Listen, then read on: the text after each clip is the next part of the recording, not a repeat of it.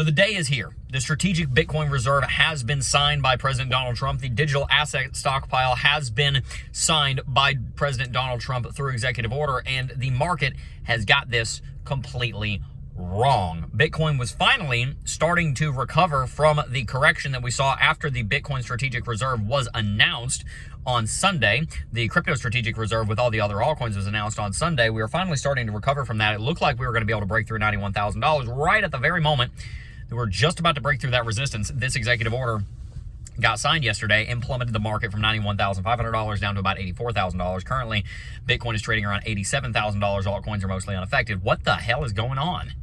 This is exactly the opposite of what a lot of people thought was going to happen. A lot of people, including myself, believed, okay, we're going to see the strategic Bitcoin reserve signed by executive order. This will be very bullish for the market. You'll see a massive rally. Dropping quite a bit when we did get the signature, that wasn't in the tea leaves.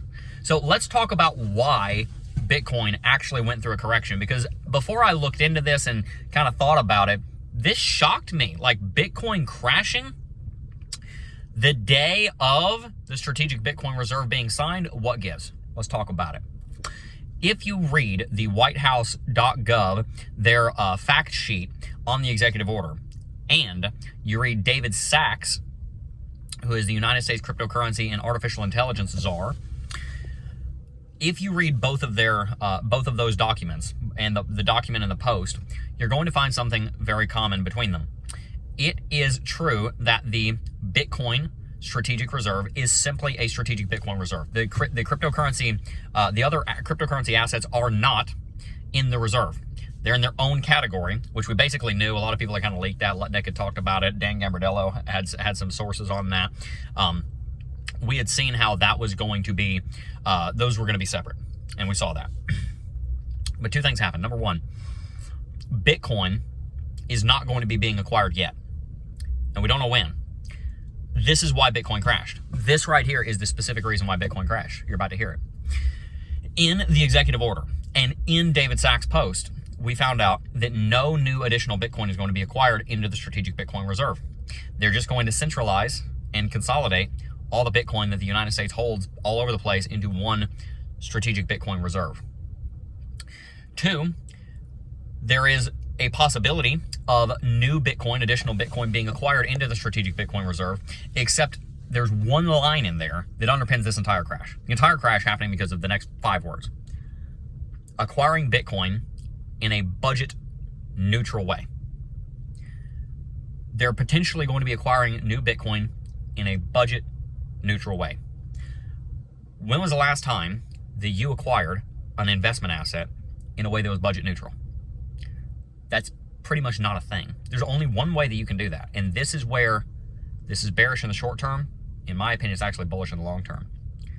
The only way that you acquire an investment in a budget neutral way, where it doesn't cost the United States taxpayers anything, quote from David Sachs, it's not going to cost the United States taxpayers anything. It will cost the U.S. taxpayer nothing.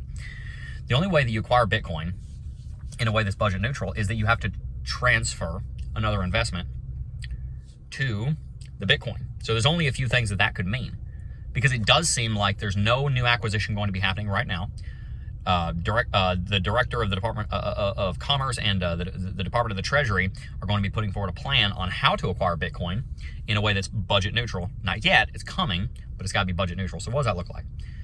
Well, I see there's only 3 places that they're going to get the money to acquire Bitcoin if they're not just going to dollar cost average it with U.S. taxpayers' dollars, which is what we all thought was going to happen. That's what we were all, I think that's what Cynthia Loomis is pushing for in Congress, which is a separate thing, which honestly at this point probably will go through since the executive order is already on the table. There's only 3 ways that this happens. Number one, the United States government starts selling gold. The United States government starts selling its however many thousands and thousands of tons of gold at fair market value to buy Bitcoin. I think some of that's going to happen. Gold has been outperformed by Bitcoin across the board if you give it 3 years, because bear markets are deeper on Bitcoin. If you give it time, Bitcoin has outperformed gold all the time. Donald Trump and Elon Musk, 2 people that are kind of going back and forth on all this, understand that you can't audit the gold. Nobody's been inside of Fort Knox in 50 years. Nobody even knows if the gold's there. Bitcoin, you can audit it every 10 minutes. It's a much more transparent solution. So I do actually believe that based on this executive order in the short term, budget neutral acquisition of Bitcoin or none at all seems really bearish. Surface level reading. Market seeing that, selling. Because what the hell do you mean? We've been promised purchasing for Bitcoin. What the heck, man? Where's the strategic Bitcoin reserve acquisition going to come from? What I see is, number one, they may be selling gold to acquire Bitcoin. Number two, here's the other thing that can happen. There is now a digital asset stockpile. They have said that they're not going to sell any of the digital assets. That's the stockpile. They're not adding to, they're not taking away. There's some of the bearish news. They're not buying any of the altcoins. They're just holding the altcoins that are already there. So basically, it was a nothing burger. All the altcoins, just you're repackaging it. Okay, it's in a different container. Who cares? Nobody cares.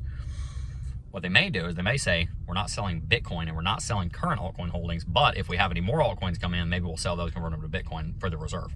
That's the second way that the United States government can generate revenue for the strategic Bitcoin reserve. Third way, you could technically make it fit.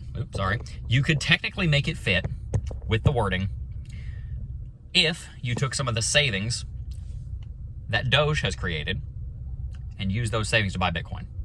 You could technically make that work.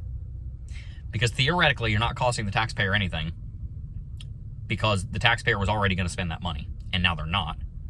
So instead of giving the money back to them or lowering taxes, you just keep the taxes where they are, keep the revenue where it is, lowered expenditure in one place, put the expenditure up in another place. I'm personally all for this. If you save money from making the government more efficient and you turn that around and you put it into investment, that's kind of the whole financial sovereignty way right there, is clean up the chaos, clean up the debt, and then use the money now that you are in a profit. I get to a profit. Very important. Use that to make investments. I'm all good with that. Those are the three ways that the United States government could start acquiring Bitcoin. I think the first one of them selling gold is actually very likely. I think you're going to see that happening in the next few months. Second one of selling new assets, they go in the digital asset stockpile. Less likely, but it is possible. Third, and this is where I think this is probably as likely or even more likely than the selling gold one, probably even more likely than selling gold actually, is the savings from Doge. Money that would have been going to Doge, now going to the acquisition of Bitcoin, because then the president can go before the United States of America, his constituents, and say, from the citizens, and say, this cost America nothing. We save money, we put it somewhere that is going to grow. That's what I think you're probably going to see happen. Now, let's kind of tie this in a neat bow. Number one, why did we crash? Number two, why is it actually a good thing in the long run? And number three, what are some of the contrary arguments? Number one, the reason that we crashed is very simple. The document says no new altcoin acquisition. That's very sad for all season. We'll have to explore the implications of that. Number two, no new acquisition of Bitcoin right now, and we don't know when or if or how new acquisition is going to happen. New acquisition was promised. We've got to see it happen, because right now all that happens is everything's repackaged. So freaking what? The reason the market crashes, one, because there's no new acquisition that's been announced. Number two, we've been told there's not going to be any new acquisition on the altcoins. Number three, all that really happened by that executive order was that we repackaged it into an actual strategic reserve and a stockpile. Okay, cool. We gave it a label. It's all in the same place. Now it's not going to get lost. Great. That's not that big of a deal for price. Now, why is this a big deal in the long run? In the long run, it's a big deal because it paves the way for the strategic Bitcoin reserve to be codified into law, led by Cynthia Lummis in Congress. It's also a big deal because if we've got budget neutrality going on here, then we're still trying to bring down government expenditure. But if we bring down government expenditure by $100 billion and we spend $20 billion of that to buy Bitcoin every year, well, then we're still saving $80 billion. The government's saving money and investing. That's a step in the right direction. And that's why I think hidden inside that executive order is the kernel of excitement, is that even though we're not buying any right now, there is a chance that we're going to see some acquisition from the savings from Doge or from the liquidation of gold and the transitioning of the gold stockpile to the Bitcoin stockpile. If that were to happen, if the United States starts selling gold and buying Bitcoin, this is an even bigger bullish event than we thought it was going to be. If not, then it's still a bullish event. We just need to see how things played out. Now, last thing I want to mention here is that there are some detractors here that have fair points. They say, not so much fair points, but they have some interesting points. People say, oh, well, trying to twist this into a good story just proves you're a Bitcoin maxi. Well, yeah, pretty much. But but I am willing to hear reason, and I'm willing to hear, hey, that doesn't make sense. Right now, we are going to see rally on Bitcoin as a result of this news. And the reason we're going to see rally is because there's most likely going to be acquisition that comes. And also, now that we've got some kind of decision, the market can kind of settle in and start rallying or not based on its own merit, based on the technicals. Once again, we can stop being driven by this news of strategic Bitcoin reserve. We have an answer now. We can kind of say, okay, there's our answer, and we can start building. We can start building from there. But the other thing is, I do genuinely believe that this sets us up in the future for the United States government to be acquiring Bitcoin from the savings from Doge, and possibly even from the sale of Bitcoin.